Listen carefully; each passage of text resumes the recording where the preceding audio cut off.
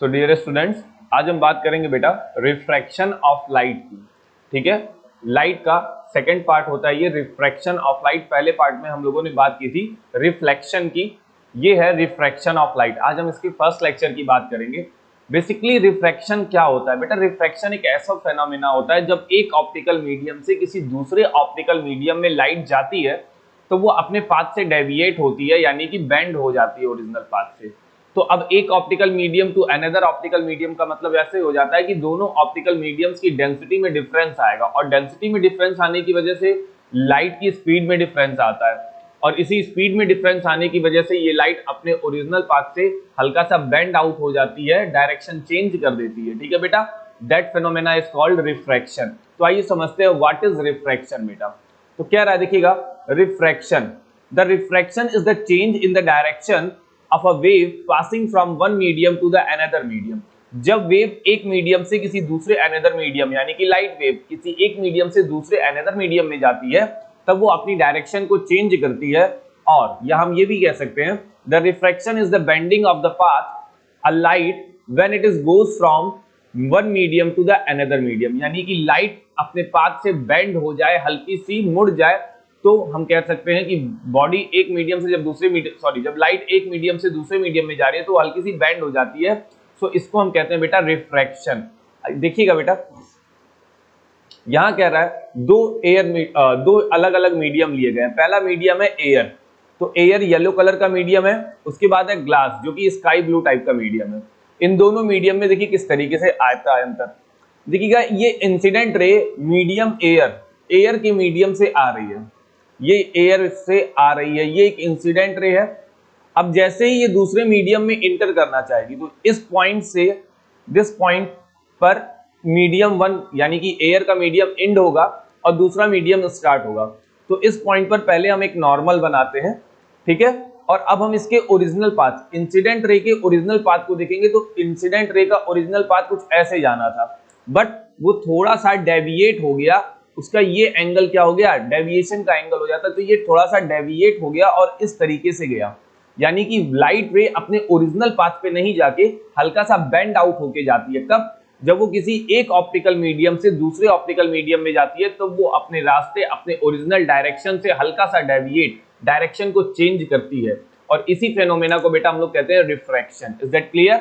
आगे देखते हैं बेटा, रिफ्रैक्शन के कॉजेस क्या है। तो बेटा रिफ्रैक्शन का बेसिक कॉज ये होता है कि जब मीडियम में डिफरेंसेस आते हैं तो रिफ्रैक्शन होता है, और मीडियम में डिफरेंस आने का मतलब उनकी डेंसिटीज में डिफरेंसेस, और डेंसिटीज में डिफरेंसेस आने का मतलब उनकी स्पीड में डिफरेंसेस। ठीक है, तो देखिएगा यहाँ क्या कह रहा है, कॉज ऑफ रिफ्रैक्शन कह रहा है the refraction of light is due to the change in the speed of light on going from one medium to the another. जब लाइट रे एक मीडियम से दूसरे मीडियम में जाती है तो फिर उसकी स्पीड में चेंजेस आते हैं, और ये स्पीड में चेंजेस केवल डेंसिटी की वजह से आते हैं। कह रहा है greater the difference in the speed of light in the two media, greater will be the amount of the refraction of light. अगर दोनों मीडियम में लाइट का जितना ज्यादा डिफरेंस होगा, लाइट उतनी ज्यादा डेविएट होगी। Is that clear? जितना ज्यादा डेविएशन हो रहा है, इसका मतलब लाइट में उतना ज्यादा डिफरेंस आ रहा है। अब हम इसको और डिटेल में समझते हैं कि why a change in speed of light causes refraction. Light की स्पीड में चेंज होने से पाथ का डेविएशन होना, ये कैसे हो सकता है? तो बेटा इसको समझते हैं, थोड़ा सा डिटेल में आते हैं कि लाइट की स्पीड जब चेंज होती है तो पाथ कैसे चेंज होता है। ठीक है, तो देखिएगा यहाँ पे क्या कह रहा है, why a change in speed of light causes refraction.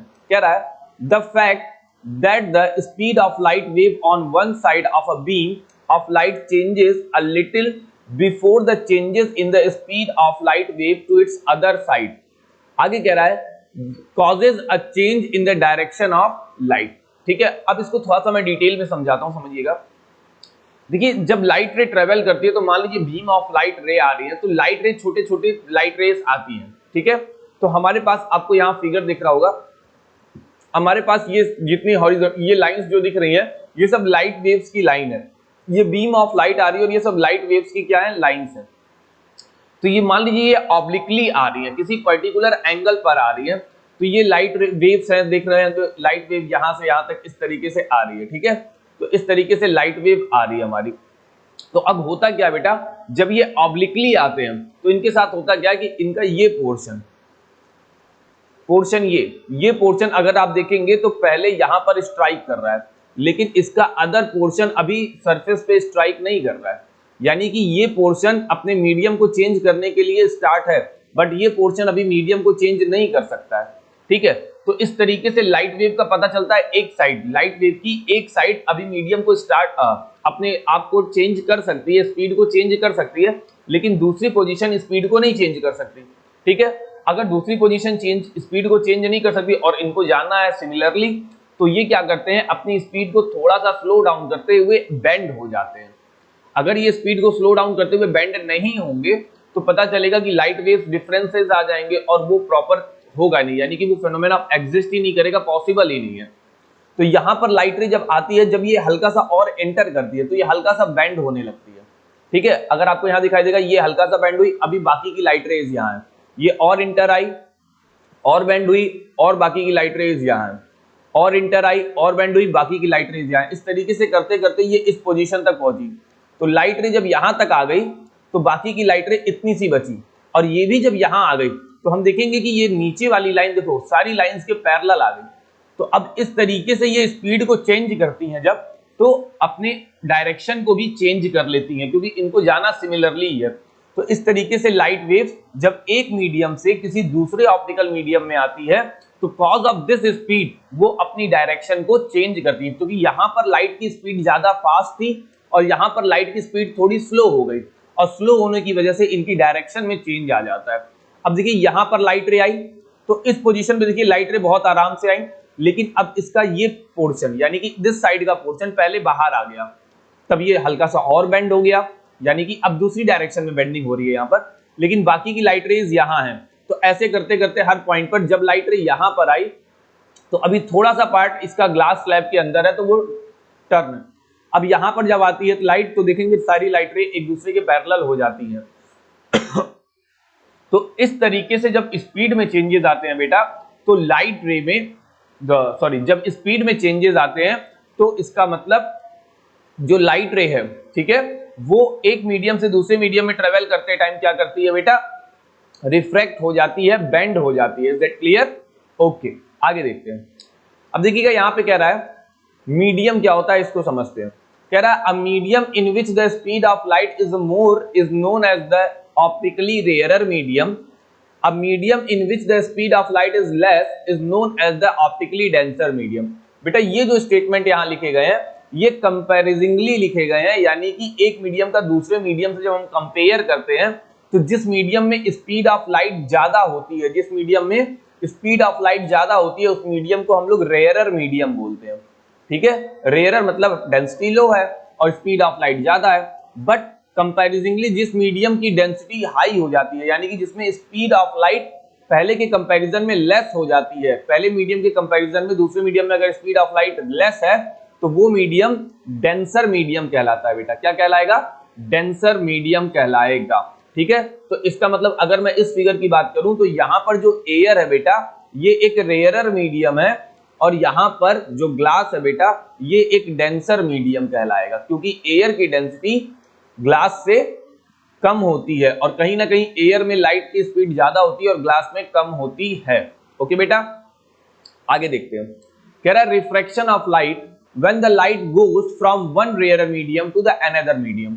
जब लाइट रे एक रेयर मीडियम से दूसरे रेयर मीडियम में जाती है तो किस तरीके से काम होता है। तो एक रेयर मीडियम से डेंसर मीडियम में सबसे पहले हमको बात करनी है रेयरर टू डेंसर। जब लाइट रे ऑप्टिकली रेयरर मीडियम से ऑप्टिकली डेंसर मीडियम में जाती है तो किस तरीके से रिफ्लेक्शन होता है इसको समझते हैं। तो कह रहा है अब देखिए यहाँ पर जब लाइट रे का रिफ्लेक्शन होता है वो टुवर्ड्स द नॉर्मल बेंड होता है। किस तरफ होता है बेटा? Towards the normal. तो कह रहा है when a light ray goes from rarer to denser medium it bends towards the normal। तो आप देखेंगे कि ऊपर वाला जो रीजन है व्हाइट वाला ये एक रेयरर मीडियम है। अब रेयरर मीडियम का मतलब एयर ले सकते हो, एक रेयरर मीडियम है, और नीचे देखो ये डेंसर मीडियम है जो कि ग्लास है। अब ये लाइट रे आ रही थी, एओ एक लाइट इंसिडेंट रे है। एओ क्या बेटा? इंसिडेंट रे है। अगर मैं इसके ओरिजिनल पाथ को बनाने की कोशिश करूंगा तो ये लगभग कुछ इसका ओरिजिनल पाथ ये जाएगा, that is the original path. But क्या हुआ, जैसे ही ये इस पॉइंट पर आई और अपने जैसे ही इसका मीडियम चेंज हुआ तो ये क्या हो गई बेटा, ये नॉर्मल पॉइंट आता है, नॉर्मल लाइन है, ये टूवर्ड्स द नॉर्मल बेंड हो गई। किस तरफ बेंड हो गई बेटा, टूवर्ड्स द नॉर्मल, यानी कि नॉर्मल की तरफ बेंड हो गई और ये इसका एंगल ऑफ डेविएशन हो गया। तो ये टूवर्ड्स द नॉर्मल बेंड हो गई। तो यहां पर ये जो एंगल बन रहा है बेटा that is angle of incidence, और यहां पर जो एंगल बन रहा है बेटा that is angle of refraction. ये क्या बेटा, एंगल ऑफ रिफ्रैक्शन। ठीक है बेटा, तो ये याद रखना, जब भी लाइट रे एक रेयरर से डेंसर मीडियम में जाती है then it turns towards the normal. Where बेटा, टुवर्ड्स द नॉर्मल। ठीक है, अब इसका अपोजिट करते हैं, जब लाइट रे एक डेंसर से रेयरर मीडियम में जा रही है तो क्या होगा, तो when a light ray goes from a denser to a rarer medium it bend away from the normal। तो वो नॉर्मल से बेंड अवे यानी कि दूर जाती है। ठीक है, तो अगर रेयरर टू डेंसर जा रही है तो नॉर्मल के पास आएगी, बट अगर डेंसर टू रेयरर जा रही है तो नॉर्मल से दूर जाएगी। ठीक है, आइए इसको समझते हैं। देखिएगा, यहां पर ये ग्लास स्लैब है जो कि एक डेंसर मीडियम है, नीचे एयर है जो कि एक रेयरर मीडियम है। ठीक है, तो ये लाइट रे आ रही थी, ठीक है, दैट इज इंसिडेंट रे एओ। अगर मैं इसका ओरिजिनल पाथ बनाऊं तो कुछ इस तरीके से इसका ओरिजिनल पाथ बनेगा बेटा। ठीक है, ये इसका कुछ ओरिजिनल पाथ बनेगा, बट ये अपने ओरिजिनल पाथ से थोड़ा सा, अब देखेंगे कि नॉर्मल से और दूर चली गई। इसका ओरिजिनल पाथ ये था बट ये नॉर्मल से और दूर चली गई। ठीक है, तो इसका मतलब ये हो गया कि जब भी लाइट रे एक डेंसर मीडियम से एक रेयरर मीडियम में जाती है तब वो अवे फ्रॉम द नॉर्मल होती है, यानी कि नॉर्मल से दूर जाती है बेटा। इज दैट क्लियर, कहां जाती है, away from the normal. Is that clear, तो ये चीज दिमाग में रखिएगा, जब भी light ray rarer to denser जाएगी then it's bend towards the normal, and denser to rarer जाएगी then it's bend away from the normal. तो नॉर्मल के पास आने की कंडीशन क्या है, रेयरर टू डेंसर। नॉर्मल से दूर जाने की कंडीशन क्या है, denser to rarer. Is that clear, okay, आगे देखते हैं। कह रहा है a light going from air into glass and again into air. अगर लाइट रे एयर से ग्लास में आ रही है और फिर ग्लास से एयर में जा रही है, तो यहां मैं तुमको सीधे सीधे क्लियर कर दूं, एयर ग्लास एयर का मतलब पहले लाइट रे रेयरर मीडियम में है, फिर वो ट्रेवल करके डेंसर मीडियम में जा रही है, फिर अगेन वो डेंसर मीडियम से रेयरर मीडियम में जा रही है। ठीक है, तो air glass air, rarer denser rarer, इस तरीके से लाइट रे अगर ट्रेवल कर रही है तो क्या क्या चीजें हम लोग कहेंगे। ठीक है, आइए देखते हैं क्या क्या कहेंगे। तो देखिएगा बेटा, इस फिगर में एओ लाइन जो है दैट इज द इंसिडेंट रे। ये एओ लाइन क्या है बेटा, इंसिडेंट रे है। तो ये incident ray that is the air यानी कि medium 1, that is the glass medium 2 and that is air which is medium 1। तो लाइट रे, एओ लाइट रे जब एयर से निकलती है, आती है, तो इस पॉइंट पर स्ट्राइक कर रही है। अब इस पॉइंट से उसका मीडियम चेंज होगा, तो यानी कि अब उसकी डायरेक्शन चेंज होगी। तो देखिएगा, इसका ओरिजिनल पाथ को डॉटेड लाइन से आगे की तरफ बढ़ाया है। ये देखिए, ये डॉटेड लाइन दिख रही है आपको, ये डॉटेड लाइन को ओरिजिनल पाथ से आगे की तरफ बढ़ाया गया है, जो कि आपको दिख रहा है ओडी। ठीक है, एक तरीके का डी पॉइंट ले लेते हैं कि यहाँ पे एक डी पॉइंट है दैट इज ओडी, तो इसको आगे की तरफ बढ़ा दिया है। तो अगर light ray rarer to denser travel कर रही है तो it's bend towards the normal, normal की तरफ बेंड होगी बेटा। तो ये नॉर्मल की तरफ बेंड हुई, तो दैट इज रिफ्रैक्टेड रे, और यहां पर एंगल आर बन रहा है। ठीक है बेटा, अब ये रिफ्रैक्टेड रे अंदर अंदर ट्रेवल करेगी। जब इसका ग्लास स्लैब, ये कोई पर्टिकुलर ग्लास स्लैब है, मान लीजिए इसकी थिकनेस होगी कुछ, कहीं से भी ट्रेवल कर रहा है, तो जब ये अंदर अंदर ट्रेवल करते हुए यहां पॉइंट पर पहुंचेगी, अब इस पॉइंट से इसको बाहर निकलना है। इस पॉइंट से इसको क्या निकलना है बेटा, बाहर निकलना है लाइट को। तो जैसे ही इसका ओरिजिनल पाथ ये था, मान लीजिए ये इसका ओरिजिनल पाथ है, तो it's bend away from the normal, तो ये नॉर्मल से और दूर जाएगी, तो ये नॉर्मल से दूर जाके ऐसे जाने लगी। ठीक है, अब देखिएगा, ये जो लाइट रे आ रही है that is called incident ray. ये जो लाइट रे रिफ्रैक्ट हो गई ग्लास स्लैब के अंदर दैट इज कॉल्ड रिफ्रैक्टेड रे। आफ्टर रिफ्रैक्शन लाइट फिर से निकल रही है दैट इज कॉल्ड इमर्जेंट रे। इसको हम क्या बोलते हैं बेटा, इमर्जेंट रे। ठीक है, इसको हम क्या बोलते हैं, इमर्जेंट रे बोलते हैं। इज दैट क्लियर, तो इस पॉइंट पर भी एक नॉर्मल बनाया, इस पॉइंट पर भी एक नॉर्मल बनाया, तो इंसिडेंट रे, रिफ्रैक्टेड रे and again that is the emergent रे। ओके, अब देखिए यहां जो एंगल बन रहा है that is angle of incidence, that is angle of refraction, और यहां पर जो एंगल बन रहा है बेटा that is the emergent angle of emergence, इसे हम बोलते हैं एंगल ऑफ इमर्जेंस। अब बेटा एक चीज याद रखना कि ये जो एंगल ऑफ इमर्जेंस होता है वो एंगल ऑफ इंसिडेंस के इक्वल होता है। Angle of emergence angle of incidence के क्या होता है बेटा, इक्वल होता है, ये चीज दिमाग में रखना, ठीक है। और यहां पर जो आर बन रहा है सेम वही एंगल यहां पर भी आर बनेगा, क्योंकि ये जो नॉर्मल्स लाइन होंगी ये एक दूसरे के पैरेलल होंगी, और इन एंगल्स को अगर मैं देखूंगा तो इन्हें मैं इंटीरियर अल्टरनेट एंगल बोलूंगा, जिसकी एक प्रॉपर्टी होती है कि ये दोनों इक्वल होते हैं। तो अगर यहां पर रिफ्रैक्शन एंगल आर है तो यहां पर भी आर बनेगा, ठीक है, और यहां पर ई बनेगा जो कि इक्वल होगा आई के। अब यहां पे देखिएगा लाइट के एक ओरिजिनल पाथ था जिसको हमने डॉटेड लाइन से आगे बढ़ाया था बेटा, और ये लाइट का इमर्जेंट रे है, ठीक है। इन दोनों को जब हम देखेंगे बाद में तो ये हमें दोनों पैरेलल नजर आएंगी। कैसी नजर आएंगी कि अगर मैं इस रे को आगे बढ़ाता तो ये लाइट यहां आती, लेकिन ये रिफ्रैक्ट होने के बाद इस तरीके से इमर्ज हो रही है, तो ये लाइट इस साइड में आ रही है बीसी, लेकिन ये दोनों लाइट की प्रॉपर्टी ऐसी होगी कि ये दोनों एक दूसरे के पैरेलल होंगी, बट इनकी क्या होगी, डिस्प्लेसमेंट हो चुका होगा। पहले ऐसे जा रही थी अब ऐसे जाएगी, ठीक है, यानी कि पहले उसका रास्ता A to D था लेकिन अब उसका रास्ता B to C हो गया है, तो इनके बीच में एक डिस्प्लेसमेंट होगा, and that displacement is known as the lateral displacement. इसी डिस्प्लेसमेंट को बेटा हम लोग क्या कहते हैं, लैटरल डिस्प्लेसमेंट। ये जो गैपिंग्स आती है इनके लाइट रे के बीच में that is called lateral displacement, और ये दोनों पैरेलल होंगी, ये चीज दिमाग में रखिएगा, ठीक है। अब देखिए आगे देखते हैं क्या कह रहा है, the perpendicular distance between the original path of incident ray, तो ये ओरिजिनल पाथ था इंसिडेंट रे का, and the emergent ray coming out of the glass slab is called the lateral displacement. यानी कि ओरिजिनल पाथ, लाइट के original path और emergent light के बीच का जो परपेंडिकुलर डिस्टेंस होगा उसी को हम लोग क्या बोल देंगे बेटा, lateral displacement. Is that clear? आगे देखिएगा क्या रहा है, the angle which the emergent रे makes with the normal is called the angle of emergence. तो इस एंगल की बात कर रहा है कि ये एंगल क्या है, इमर्जेंस का एंगल है। इज दैट क्लियर बेटा? ओके आगे बात करते हैं बेटा कि जब कोई लाइट रे परपेंडिकुलरली आती है, परपेंडिकुलर मतलब ऑब्लिकली नहीं आ रही है, 90 डिग्री पर आ रही है, कह रहा है व्हेन अ लाइट रे falling normally on a glass slab. बेटा एक सिंपल सा फंडा है, अगर लाइट रे परपेंडिकुलरली आ रही है तो कोई भी डेविएशन नहीं होता है। क्यों नहीं होगा?